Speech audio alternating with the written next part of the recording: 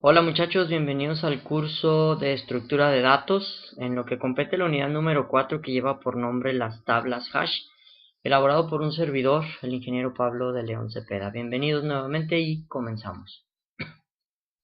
Vamos a comenzar por la definición de estos conceptos, que es lo que vamos a estar viendo, que vamos a estar utilizando. Una tabla hash es la estructura de datos que asocia llaves o claves con algunos valores. La operación principal que soporta de manera eficiente pues es la búsqueda, es decir, la búsqueda o este procedimiento es el que más comúnmente se ve manipulado a través de una tabla hash, ya que te permite el acceso a los elementos que están almacenados, llámese por ejemplo el teléfono y la dirección de una lista o de una tabla de información, a partir de una clave generada, usando el nombre o un número de cuenta, un ID, por ejemplo, para localizar y para poder, pues, lógicamente el método para poder buscar una información que se encuentre contemplada dentro de esa misma tabla hash. Pero ¿cómo funciona o cuál es prácticamente su funcionamiento? Funciona transformando un elemento clave a una función hash, un número que identifica la posición o la casilla donde la tabla hash va a localizar ese valor deseado, que es el que estemos buscando, por así llamarlo de alguna manera. Un ejemplo práctico de esto viene siendo si se necesita organizar o si se necesitara organizar los periódicos que llegan diariamente a tu casa de tal forma que se puedan ubicar de una manera rápida, pues esto lo podríamos realizar de la siguiente manera. Imagina que en una gran caja alojas todos los periódicos, ¿no? Llámese que esto fuera una tabla, si lo quieres traducir a un lenguaje computacional. Y esta la dividimos en 31 contenedores, dado que pues 31 días cerrándolo es el contenido de días de un mes, ¿no? En este momento es una tabla hash o una tabla fragmentada, y la clave para guardar estos periódicos pues sería el día de la publicación. Esto sería comúnmente conocido como un índice. Cuando tú requirieras en un momento determinado buscar alguna nota o buscar algún periódico, pues te irías primeramente por la fecha de la publicación, que esto es un modo más simple que andar buscando noticia por noticia en todos los días, todos los periódicos, ¿no? Entonces, a través de una fecha de publicación, a través de una palabra clave o un campo clave, es como podemos identificar mejor, o donde aplicaríamos muy bien este ejercicio. Tips que te podríamos proporcionar para el manejo de las tablas hash. Las tablas fragmentadas se suelen implementar sobre algunos vectores de una dimensión, aunque también se pueden implementar en vectores multidimensionales. ¿A qué se refiere con todo esto? A que un vector de una sola dimensión pues es como si fuera una pila o una lista en la cual podemos contener gran cantidad de información, pero solamente alojados en un renglón, si lo quieres ver de esta manera.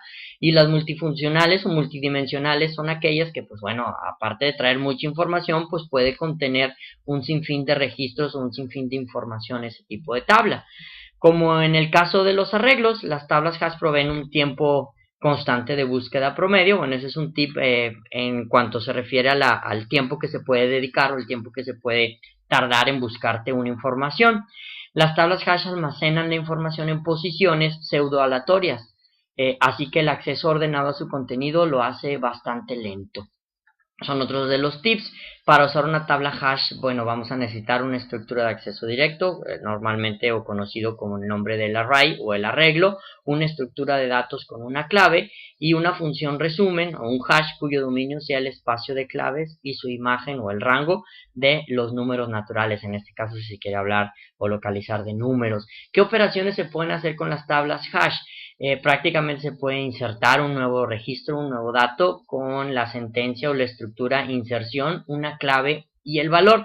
Es decir, pues yo voy a insertar a través de un elemento clave y el valor que yo quisiera insertar o agregar en mi tabla. Una búsqueda pues es buscar el elemento clave y te va a devolver pues un valor. Y el borrar es el borrar y la clave que yo quisiera en un momento determinado eliminar. Bien, vamos a adentrarnos un poquito a cada uno de ellos. El método de la inserción, cómo serviría o cómo se utilizaría. Para almacenar un elemento en la tabla hash se ha de convertir su clave a un número. Esto se consigue aplicando la función hash o la del resumen a la clave del elemento. El resultado de esa función se debe de mapear al espacio de direcciones del vector, que se emplea como un soporte, lo cual se consigue con una función módulo. Con este paso se obtiene un índice válido para la tabla, y en tercer punto el elemento se almacena en la posición de la tabla obteniendo en el paso anterior. Si la posición de la tabla ya está a otro elemento, entonces va a producir una colisión o un choque. Esto se va a solucionar asociando la lista a cada posición de la tabla, aplicando otra función o buscando el siguiente elemento libre. Es decir, que a través de este método de la inserción, si tú quieres meter algún elemento a una tabla hash, pues primeramente tendríamos que, en vez de estar insertando y evitar las colisiones o choques, que es cuando ya existe un elemento en una casilla que ya está, por así decirlo, posicionada por alguna información, pues yo te recomendaría primero lanzar un elemento de búsqueda para determinar si una casilla está vacía y en el momento en que encuentre una casilla poder alojar el valor correspondiente al cual tú quieras insertar. Por otro lado, tenemos el método de la búsqueda, su nombre lo indica, es buscar algo, recuperar los datos. Es necesario únicamente conocer la clave del elemento, a lo cual se le va a aplicar esta función de búsqueda. El valor obtenido se va a mapear al espacio de la tabla de direcciones, y si el elemento existe en la posición indicada, en el paso anterior, pues tiene la misma que la empleada en la búsqueda, entonces es el elemento deseado. Si la clave es distinta, se ha de buscar otro elemento según la técnica empleada para resolver el problema de la búsqueda. Por otro lado, vamos a ver las ventajas que se tienen al trabajar con las tablas hash. El acceso a los datos suele ser muy rápido si se cumplen bajo las siguientes condiciones. Una razón de ocupación no muy elevada, es decir, el 75% de la ocupación se producen demasiadas colisiones y la tabla se va a volver ineficiente. Pues es decir, pues lógicamente como manejas arreglos, entre más pequeño sea tu arreglo, más rápido se van a utilizar este tipo de operaciones con las tablas hash. Una función resumen que distribuye uniformemente las claves. Si la función está mal diseñada, pues lógicamente se van a producir demasiadas colisiones o muchas colisiones. Eso fue en cuanto a las ventajas, pero en cuanto a las desventajas es la necesidad de ampliar el espacio de la tabla si el volumen de los datos almacenados crece. Es decir, ¿qué pasa si ya tenemos un arreglo, no sé, de 1000 posiciones y luego queremos insertarle más registros? Pues lógicamente va a crecer el espacio, te va a ocupar memoria y el procedimiento o el proceso se va a tornar un poco más lento. La dificultad para recorrer todos los elementos, se suele emplear listas para procesar la totalidad de los elementos, el ir recorriendo cada uno de ellos para hacerle alguna operación. Y el desaprovechamiento de la memoria, si se reserva espacio para todos los posibles elementos, pues se va a consumir más memoria de la necesaria. Se suele resolver reservando un espacio únicamente para la utilización del método. Y algunas características generales de las tablas hash es que, bueno, si tienen buena velocidad sin necesidad de tener los datos ordenados. Esto se refiere a, con respecto a los algoritmos de ordenamiento que se manejan a través de los arrays o de los arreglos, en los cuales, perdón, veíamos en un momento determinado cómo hacer el ordenamiento bajo ciertos métodos de la información que se tiene por ahí. Bueno, pues las tablas hash funcionan sin la necesidad de tener ordenados los datos. Es decir, no hay un ordenamiento de menor a mayor o de mayor a menor, simplemente están en calidad de bruto o en calidad de bulto toda la información así alojada y ella es independiente para poder localizar la información. El tiempo de búsqueda es prácticamente independiente a la cantidad de los datos y dentro del espacio del direccionamiento te vas a topar con que hay posiciones vacías. Y te muestro la siguiente imagen, la cual se puede quedar un poco más claro, se puede aclarecer más las dudas que podamos tener con respecto a las tablas hash. Es prácticamente el método de hashing o la transformación de claves. Supongamos que tenemos esta información que se encuentra contenida acá, los datos, una lista de nombres de mujeres, en los cuales, bueno, pues yo quisiera a través de un algoritmo hash localizar la búsqueda del nombre Cristina. A través de ello, bueno, vamos a buscar Cristina en la posición 1, no está en la posición 2, no está en la posición 3, sí está, y por ende, pues te va a arrojar el resultado o el valor que en la posición número 3 se encuentra el nombre de Cristina. Vamos a través de otro ejemplo. Supóngase que se requiere desarrollar una aplicación para registrar los participantes en un congreso. Te esperan alrededor de 3000 participantes y estos se requieren almacenar los datos de cada uno. Tales datos se van a recopilar como son el nombre, el apellido, el número de seguridad social o el pasaporte, entre otros. Se va a utilizar un campo clave que va a ser el primer apellido, de tal forma que si quieres buscar o localizar a alguna persona que esté dentro del congreso, pues lo podremos localizar a través del primer apellido. Suponiendo que los apellidos pueden tener para este ejercicio hasta 16 caracteres, no más, habrá 26 a la 16 claves posibles, es decir, 26 porque estamos manejando 26 letras del abecedario.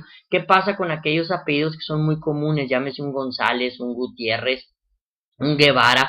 pues vamos a tener múltiples nombres de personas a través de con este apellido. Bueno, pues ahí es en donde queremos precisamente localizar efectivamente a través de estas 26 a las 16 claves posibles. Si tú lo utilizas en tu calculadora, pues te vas a dar cuenta de la gran cantidad de números, gran cantidad de información que se deberá de alojar para poder obtener el dato deseado a través de esta tabla.